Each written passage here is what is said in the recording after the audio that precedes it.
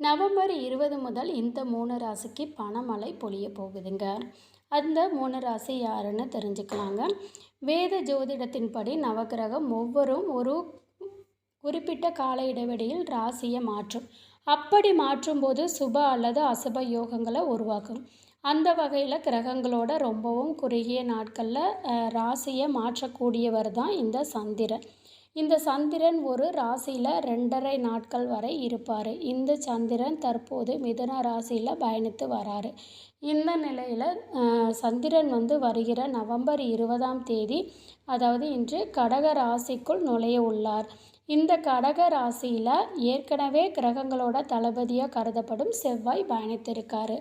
இதனால் கடக ராசியில் செவ்வாய் பார்த்திங்கன்னா சந்திரனோட சேர்க்கையினால் மகாலட்சுமி யோகம் உருவாகியிருக்கு. இந்த யோகமானது மங்களகரமான யோகங்களில் ஒன்று. இந்த யோகத்தின் தாக்கம் அனைத்து ராசிகளுக்குமே காணப்பட்டாலும் சிலருக்கு மிகவும் அதிர்ஷ்டமாக இருக்க போகுது.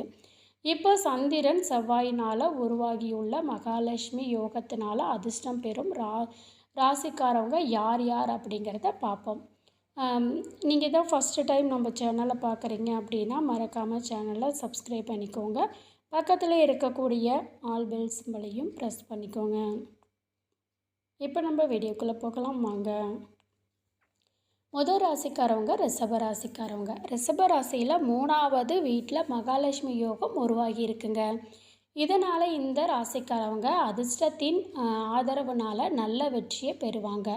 தொழில் ரீதியாக நிறைய நன்மைகளை பெறக்கூடும். வேலை தொடர்பான பயணங்களையும் அதிகமாக மேற்கொள்ள வேண்டியிருக்கும். சிலர் வேலையை மாற்றாமல் இந்த வேலையை மாற்றத்தால் நல்ல பலன்களை பெறக்கூடும்.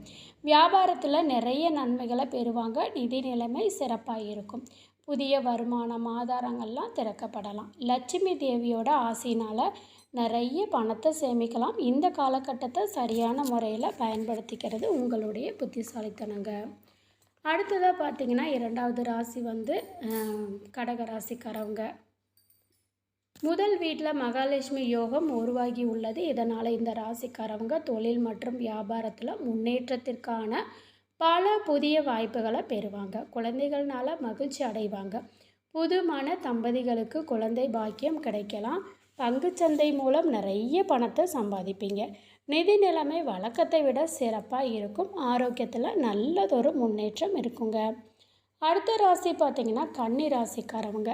கன்னிராசியில் 11ஆவது வீட்டில் மகாலட்சுமி யோகம் உருவாகி இருக்குது. இதனால் இந்த ராசிக்காரவங்க திடீர்னு பண பலன்களை பெறுவாங்க. பரம்பரை சொத்துக்கள்னால நிறைய நன்மைகளையும் பெறுவீங்க. கடின உழைப்புக்கான பலன் கிடைக்கும். பணியிடத்தில் உங்களோட இலக்கை எளிதில் அடைவீங்க. வியாபாரிகள் பல நன்மைகளை பெறுவாங்க. நிதி தொடர்பான பிரச்சனைகளில் இருந்து விடுபடுவீங்க. ஆரோக்கிய முன்னேற்றம் ஏற்படுங்க. இந்த பதிவு உங்களுக்கு பயனுள்ளதாக இருந்துச்சுன்னா வீடியோவை லைக் பண்ணிக்கோங்க. நன்றி.